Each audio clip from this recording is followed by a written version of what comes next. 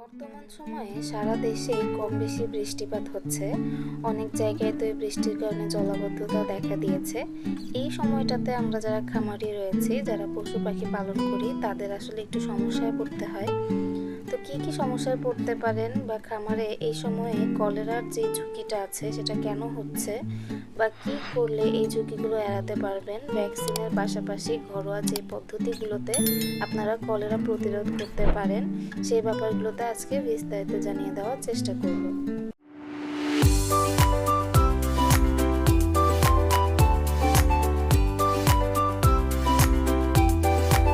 আসসালামু আলাইকুম, কেমন আছেন সবাই? সবার সুস্থতা কামনা করে আজকের মূল ভিডিওতে চলে যাচ্ছি।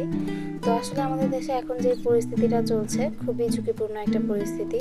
প্রচুর পরিমাণে বৃষ্টি হচ্ছে, পাশাপাশি ঘূর্ণিঝড়ের আশঙ্কা রয়েছে। এই সময়টাতে আমরা সবাই কম বেশি আতঙ্কে রয়েছি, যারা খামারি রয়েছে তারা তো আরও বেশি। এরকম বৃষ্টিতে ইঁদুর চিকার গর্তে পানি ভরে যায়, তাই ওরা মাটির নিচ থেকে উপরে উঠে আসে এবং আশ্রয় নেয় খামারে, কারণ খামারে ওদের খাদ্যের যোগান আছে। মনে রাখবেন, কলেরার অন্যতম বাহক হচ্ছে ইঁদুর। যাদের ফার্মে গর্ত আছে তাদের ফার্মে ইঁদুর ঢোকার চান্স অনেক বেশি, তাই ফার্মে কিছু সময় পর পর চেক দিবেন যে আপনার কোথাও ইঁদুর টিঁদুরের আনাগোনা রয়েছে কিনা।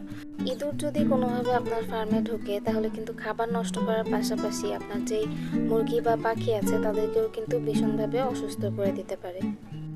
এক্ষেত্রে ঘরোয়া পদ্ধতিতে যদি আপনার খামারে ইঁদুরের প্রবেশ নিষিদ্ধ করতে চান তাহলে ভিনেগার ব্যবহার করতে পারেন।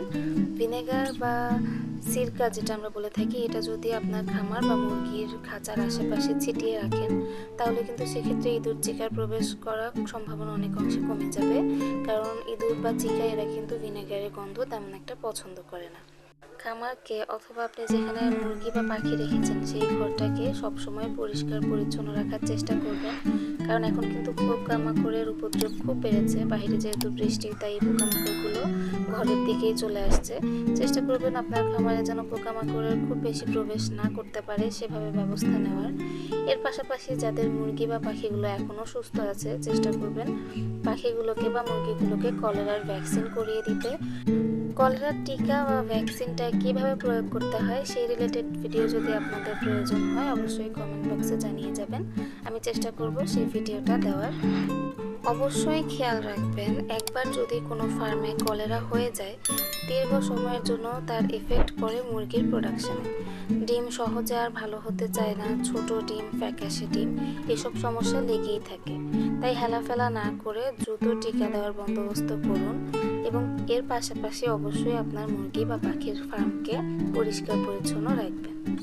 তো আজকের ভিডিওটা এই পর্যন্তই। এতক্ষণ পর্যন্ত ভিডিওটা দেখার জন্য সবাইকে অসংখ্য ধন্যবাদ। যারা আজকে প্রথম আমাদের চ্যানেলটি দেখছেন, চ্যানেলটি সাবস্ক্রাইব করে আমাদের পাশেই থাকবেন, আর যারা ইতিমধ্যে চ্যানেলটি সাবস্ক্রাইব করেছেন তাদের সবাইকে অসংখ্য ধন্যবাদ। সবাই দোয়া করবেন বর্তমানে যে পরিস্থিতি চলছে সেটা যেন খুব তাড়াতাড়ি ঠিক হয়ে যায়।